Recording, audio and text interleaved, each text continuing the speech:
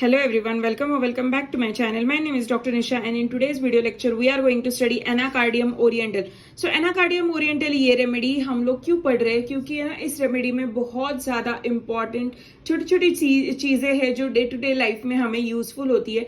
And ये remedy 2 marks के लिए कंपल्सरीली आस्क क्वेश्चन आता है इस पे कि 2 मार्क्स के लिए एमसीक्यू आता है या फिर 2 मार्क्स के लिए डिस्क्राइब करने आता है, लेकिन आता ही आता है ये question for second year, third year and final year students के लिए. ठीक है, सो लेट्स सी. मैं इसमें ना आपको एक कैरेक्टर बताने वाली हूँ, उसके जैसी ही ये रेमेडी है. आप कंपेयर कर सकते हो उस कैरेक्टर से ये रेमेडी को. ठीक है, so marking nut is a common name, staff is a prover, Anacardiaceae is the family and part uses resinous juice of seeds.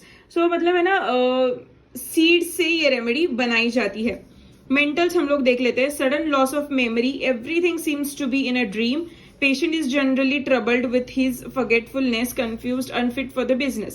So ना sudden loss of memories मतलब अगर कुछ आपको चीज बोली जाती है, आपको कुछ लोग आपको ऐसे कुछ बोलते हैं कि है ना आपको ये चीज करके आनी है, ये चीज कर लो, तो है ना आप ठीक है बोल के आ जाते हो वहां से, लेकिन है ना आप सब कुछ वैनिश हो जाता है, सब कुछ भूल जाते हो, सब कुछ ब्लैंक हो जाता है. बाहर आने के बाद आपको पता ही नहीं चलता, आप रिकॉल ही नहीं कर पाते कि है ना क्या उन्होंने बोला, मुझे क्या करना चाहिए, क्या था वो चीज, वो रिकॉल ही नहीं कर पाते.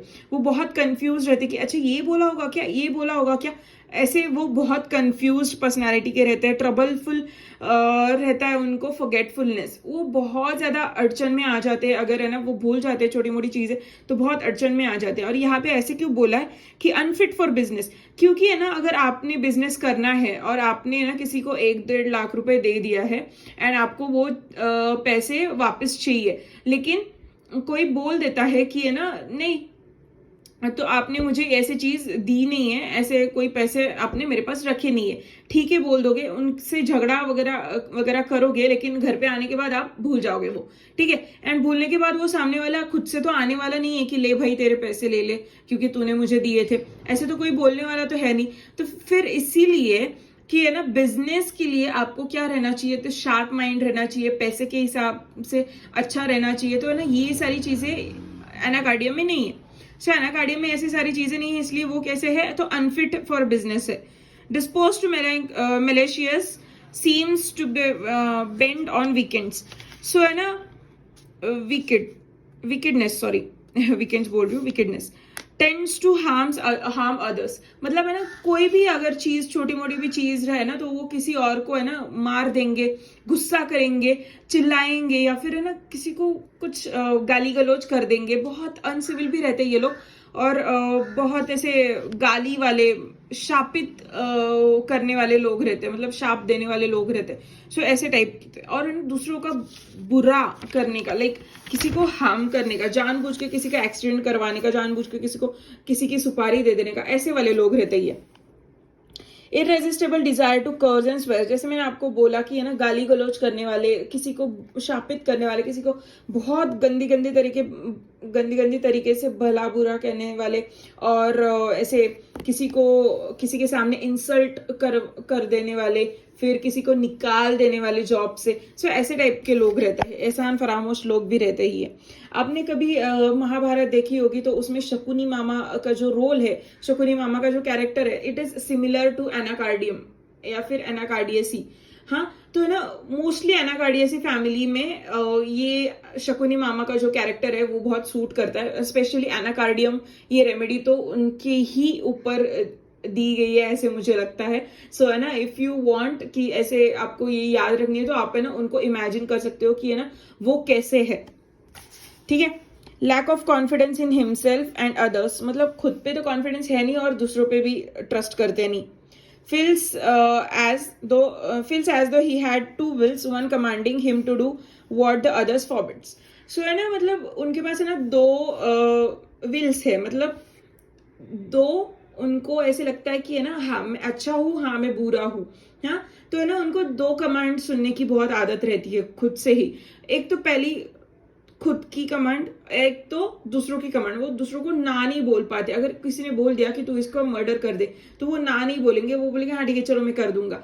And they just think nothing about the thing, वो कुछ ना सोचेंगे ही नहीं अपने दिमाग से, और है ना वो किसी का मर्डर भी कर सकते हैं और गंदी चीज कर देते हैं, और है ना किसी को रिफ्यूज नहीं कर पाते वो लोग कि है ना नहीं मैं ये नहीं करूंगा, तू भी ऐसे मत कर, वो मत कर, ऐसे मत कर, वैसे मत कर, तो ना वो नहीं ऐसे बोलेंगे और वो कर देंगे. When walking is anxious and if someone were pursuing him suspects everything around him. मतलब है ना ऐसे कोई अगर पीछा, ऐसे लगता है उनको कोई पीछा कर रहा है मेरा, कोई मुझे मार देगा अभी, मतलब ऑलवेज सस्पेक्ट, ऑलवेज एंशियस, क्योंकि है ना उनको लगता है कि someone is going to kill me, someone is going to hit me, कोई तो मेरा पीछा कर रहा है, कोई तो मेरे ऊपर वॉच रख रहा है. ऐसे बार बार बार बार बार बार गलत चीजें उनको बहुत ज्यादा रिकॉल होती है, गलत चीजें उनको बहुत ज्यादा रिमाइंड करती है. हाइपोकॉन्ड्रियक पेशेंट रहते हैं, ये किस चीज में हाइपोकॉन्ड्रियक रहते हैं, तो हिमोराइड्स and constipation.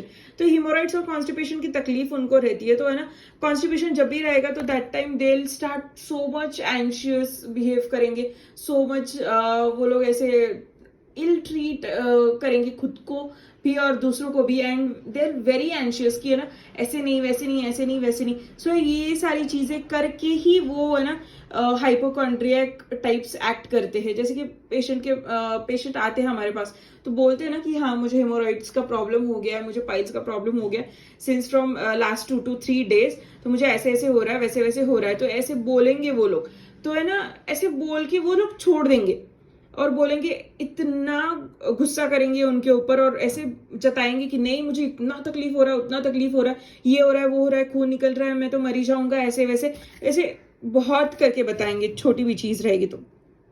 Strange temper, laughs at serious matter, मतलब उनका स्ट्रेंज ही रहता है गुस्सा. लाफ एट सीरियस मैटर मतलब किसी भी चीज पे गुस्सा करेंगे और किसी भी चीज पे हंसेंगे. मतलब अभी है ना हंसने वाली चीज है तो वो लोग है ना चुप बैठेंगे, अगर रोने वाली चीज है या फिर सैडनेस वाला चीज है या फिर कोई भी गलत मौका है वहां पे हंस देंगे, बुरा जहां पे होगा वहां पे हंस देंगे.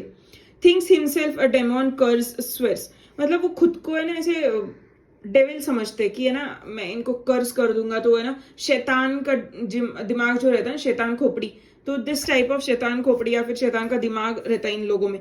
How is the sensation as if hoop or band around the parts, मतलब कुछ तो लिपटा हुआ है अपने पार्ट के ऊपर, ऐसे उनको लगेगा.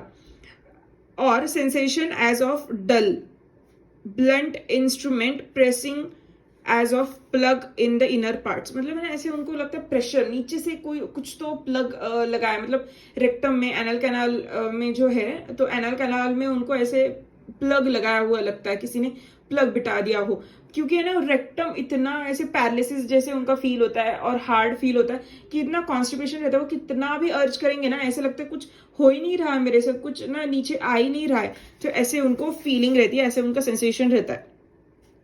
Physical general weakness of all the senses, सब सेंसेस की वीकनेस रहते हैं, स्मेल, टेस्ट, इयरिंग, सबके सेंसेस वीक रहते हैं. Headache, relieve entirely when eating, मतलब है ना हेडेक कब कम होता है, जब खाना खाते हैं तब कम होता है. When lying down in the bed at night and when about falling asleep, मतलब जब सोते हैं सिर जब भी पिलो पे रखते हैं और सोने लगते हैं और सो जाते हैं तब उनका हेडेक कम होता है. लेकिन कब बढ़ता है, तो जैसे वो चलने लगते हैं, काम करने लगते हैं कुछ भी छोटा मोटा, तो उनका हेडेक बहुत ज्यादा बढ़ने लगता है या फिर बढ़ता है. Gastric and nervous headache of sedentary person, मतलब है ना सीडेंटरी पर्सन कैसे रहते हैं कि खा पी के वो बैठे रहेंगे, कुछ काम नहीं करेंगे, कुछ ऐसे हिलडुल के वर्कआउट वगैरह ये सब कुछ नहीं करते, तो सीडेंटरी लाइफस्टाइल वैसी ही होती है. सो उनको गैस्ट्रिक और नर्वस प्रॉब्लम्स बहुत ज्यादा बढ़ जाती है, उसकी वजह से हेडेक भी बहुत ज्यादा बढ़ जाता है इन लोगों में. Now GIT, apt choke when eating, मतलब उनको ऐसे लगता है गले में कुछ तो अटका है, बहुत चोक्ड फीलिंग रहती है ईटिंग और ड्रिंकिंग के टाइम पे. swallows food and drink hastily, symptoms disappear while eating, मतलब कुछ भी खाना खाए ना वो चबाते नहीं है, गटक गटक गटक गटक नहीं है वो, और है ना पानी भी बहुत जल्दी जल्दी जल्दी जल्दी पीते हैं, उनको ना ठसका भी लग जाता है बीच में, और खाते समय भी ऐसे चबा चबा के नहीं खाएंगे, गटकेंगे सीधा, स्वेलो कर लेंगे ऐसे चीजें, तो है ना उनको ऐसे होता है. और है ना जैसे वो खाना खा लेते हैं ना उनकी सारी तकलीफें दूर हो जाती है, सब कुछ एमलरेट हो जाता है. Stomach, sensation of fasting all gone comes only when the stomach is empty, तो है ना जब भी वो लोग है ना ऐसे सेंसेशन होता है ना, ऑल गॉन सेंसेशन कब रहता है, तो है ना जब डाइजेशन स्टार्ट होता है ना, आफ्टर ईटिंग के 2-3 घंटे बाद है ना उनको ऐसे लगता है कि फिर से भूख लगी, ऑल गॉन, कुछ भी नहीं है पेट में, गुड़गुड़ जैसी आवाज आने लगी, ऐसे उनको लगता है, और है ना मुझे खाना खाना ऐसे लगता है, तो है ना दैट टाइम उनको खाना खाने की, तो ऑल गॉन सेंसेशन कितना भी वो है ना कुछ भी कर ले कि है ना जैसे डाइजेशन के लिए खाना चाहता है, वो ऑल गॉन सेंसेशन रहता है।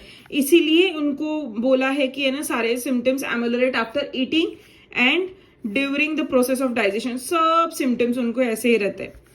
तो great desire for stools but with the efforts the desire passes away with evacuation, rectum seems powerless, paralyzed। तो ऐसे लगता है कि है ना उनको है ना स्टूल आता है, मतलब मोशन पास करने का प्रेशर आता है, लेकिन जब भी वो जाते हैं ना ऐसे प्रेस करते हैं, प्रेशर अप्लाई करते हैं पेट के ऊपर, लेकिन वहां पे प्रेशर लगता ही नहीं है। जैसे मैंने आपको बोला प्लग लाइक सेंसेशन रहता है एनल कैनाल में, तो है ना उनको ऐसे लगता है कि नीचे से कोई तो और ऊपर प्रेशर डाल रहा है और मैं ऊपर से प्रेशर डाल ही नहीं पा रहा हूँ, इसलिए कुछ भी मेरा स्टूल पास नहीं हो रहा, ऐसे लगता है उनको। क्यों ऐसे लगता है? क्योंकि है ना उनकी कॉन्स्टिपेशन बहुत ज्यादा हार्ड रहता है और उनको ऐसे पैरालिसिस हुआ है रेक्टम का, ऐसे लगता है।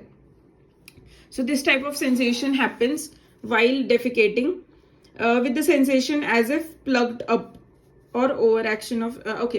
तो प्लग्ड अप जैसे मैंने आपको बोला, कुछ नीचे से ऊपर प्लग्ड अप है।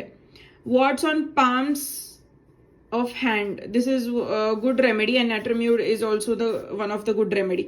सो कंपैरिजन है रस्टॉक्स, रस के सारे जो भी कोई वेरिएंट्स है, जो भी कोई रेमेडीज है डिफरेंट, तो उनसे कंपेयर किया है।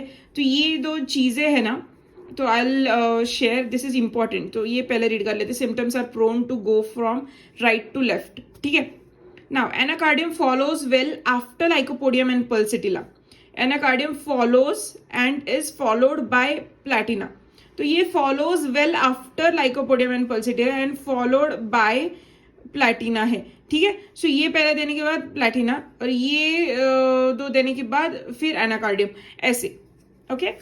So this was it. This was today's remedy, Anacardium oriental. It is a quick and short remedy. I hope you like this lecture. If do, then do consider subscribing to my channel. Until then, bye.